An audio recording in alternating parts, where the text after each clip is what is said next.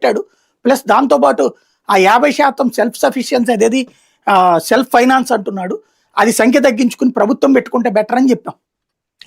అదే తప్పని వాదించినటువంటి వాళ్ళు మొత్తం ఈ కోటా కిందకి తీసుకొస్తాం, కన్వీనర్ కోటా కిందకి తెస్తామన్నోళ్ళు ఇప్పుడు టోటల్గా తీసుకెళ్లి ప్రైవేట్ వాడికి ఇచ్చి వాడిష్టం వచ్చినట్టు నడుపుకోవడానికి ప్రభుత్వపు భూమి, ప్రభుత్వపు ఎక్విప్మెంట్, ప్రభుత్వం ఆల్రెడీ ఖర్చు పెట్టిన సొమ్ములతో సహా వాడికి ఇచ్చేసేసి వాడేదో ఏడాదికి అంత ముష్టి పడేస్తే లీజ్ అని చెప్పి ఆ లీజ్ తీసుకుని గవర్నమెంట్ హాస్పిటల్ డబ్బులు కూడా తీసుకెళ్ళి ప్రైవేట్ వాడికి ఇచ్చేసి వాడు ప్రైవేట్గా డబ్బులు కలెక్ట్ చేసుకోవడానికి, ఈవెన్ ఆరోగ్యశ్రీ కూడా ప్రైవేట్ హాస్పిటల్లో నడిపితే ఏంటిది?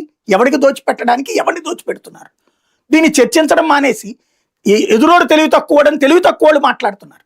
తెలివి తక్కువ దద్దమ్మలు మేధావుల పేరుతో మాట్లాడుతున్నారు. ట్రంప్ అనేవాడు మేధావి ఎట్లాగో వీళ్ళు కూడా అంతే మేధావులు అనమాట. అది నడుస్తుంది. అంటే ఆ విషయంలో కోర్టు కూడా మేమేం చేయలేమని చెప్పేసినట్టుందిగా. కోర్టులకి ఏం సంబంధం?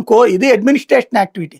నువ్వు సంక్షేమ పథకం ఇస్తానంటే అది నీ చేతిలో డబ్బులు ఉంటే ఇచ్చుకో, ఇవ్వద్దని చెప్పదు కోర్టు. ఓ ప్రభుత్వ అడ్మినిస్ట్రేషన్ యాక్టివిటీలో నీకు ఇష్టమైతే చేసుకో, ఇష్టం లేకపోతే చేసుకోబాక. ఇది కరప్షన్ కాదు, బట్ అనెథికల్. దీంట్లో కరప్షన్ కూడా ఉంటది, ప్రత్యక్షంగా ఉండదు. ఎందుకంటే ప్రభుత్వం నేను నడపలేనంటుంది. ఒక దరిద్రం ఏంటంటే ఆఫ్టర్ ఆల్ 1000 కోట్లు ఏడాదికి ఖర్చు పెట్టలేము అని ఒక ప్రభుత్వం చెప్తోందంటే సిగ్గుచేటైన వ్యవహారం కదా.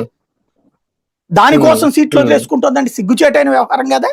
ఆఫ్టర్ ఆల్ 1000 కోట్లు ఎన్ని మెడికల్ సీట్లు? అదే ఇప్పుడు అదే సామాన్యులకు వచ్చే డౌట్ ఏంటి అంటే ఫీజు రీఎంబర్స్మెంట్ డబ్బులు చెల్లించలేము, మెడికల్ కాలేజీలు పీపీపీ విధానంలో తప్ప మేము దాన్ని కొనసాగించి 4000 కోట్ల రూపాయలు ఖర్చు పెట్టలేము, కానీ వారానికి మాత్రం 3000 కోట్ల రూపాయలు అప్పు చేసేస్తున్నాం.